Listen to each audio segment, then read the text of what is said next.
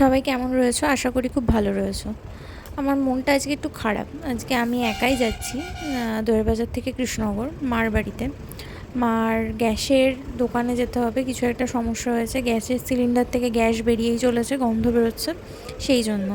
এবার আকাশেরও বিভিন্ন কাজ থাকে, বোনও বাড়িতে ঠিকঠাক থাকে না, তো আমাকে মাঝে মাঝে ও বাড়ি যেতেই হয়। সেই নিয়ে আমার শ্বশুরবাড়ির লোকজন কোনো সময় কোনো অবজেকশন করে না, ওরা আমাকে ভীষণই সাপোর্ট করে। তোমাদের সাথে একটা ছোট্ট বিষয় শেয়ার করার জন্যই আজকে ভিডিওটা তৈরি করা, কোনো পরিকল্পনা ছিলই না যে আজকে ভিডিও বানাবো বা কোনো কিছু। বিষয়টা হলো, আমার মা বা শ্বশুর শাশুড়ি এরা সব তো একটু সেকালে দিনের মানুষ, তাদের চিন্তাধারণাও সেকালে। সেই জন্য সেকেলে দিনের মানুষরা যে ভালো মানসিকতা, সেই জিনিসগুলো তাদের মধ্যে রয়েই গেছে। আমার মা 2-3 দিন ধরে একজনকে ফোন করেই যাচ্ছে যে বাড়ি এসে একটু দেখে দেওয়ার জন্য, সে বলেওছে দেখে দেবে, কিন্তু তার সময়ই হয়ে উঠছে না। মানুষকে বেশি বিশ্বাস করলে মানুষ নিজের জায়গাটা খুব বেশি উঁচুতে করে ফেলে।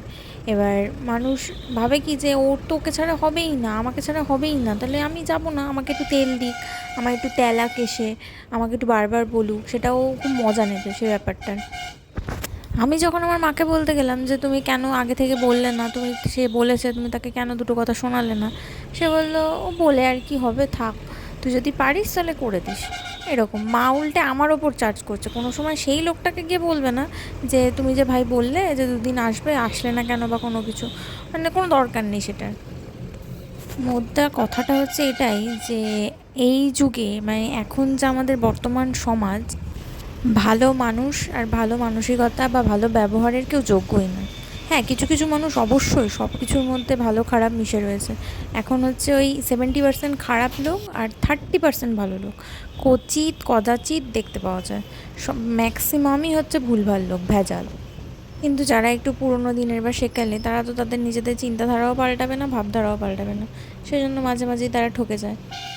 আর যেহেতু তাদের মধ্যে সেই নৈতিকতাগুলো রয়েছে, সেই জন্য তারা নিজেরা ঠকতে রাজি, কাউকে ঠকাতে রাজি নয়। সব কাজকর্ম সেরে এবার বাড়ি ফেরার পালা। তো এতটাই দিনটা স্ট্রেসফুল গিয়েছে, একবার বাড়ি, একবার গ্যাসের অফিসে, একবার আবার আসা, এই সমস্ত কিছু করে। তো আকাশ বলল যে একটু ঘুরে ফিরে তারপরেই বাড়ি যাওয়া যাবে। তো কাছাকাছি কোনো একটা ক্যাফেতে যাব বলে ঠিক করেছিলাম। তারপরে আমাদের একটা পছন্দের ক্যাফে হচ্ছে হ্যালো, তো আমরা হ্যালোতেই গেছিলাম, একটু বসেছিলাম, একটু চাটা খেয়ে বেরিয়ে এসেছিলাম। ওখানে গিয়ে আর কোনো ভিডিও নেওয়া হয়নি, কিন্তু রাস্তাটা খুব ভালো লাগছিলো, সেই জন্য মনে হলো যে রাস্তাটার একটু ভিডিও নেওয়াটা উচিত।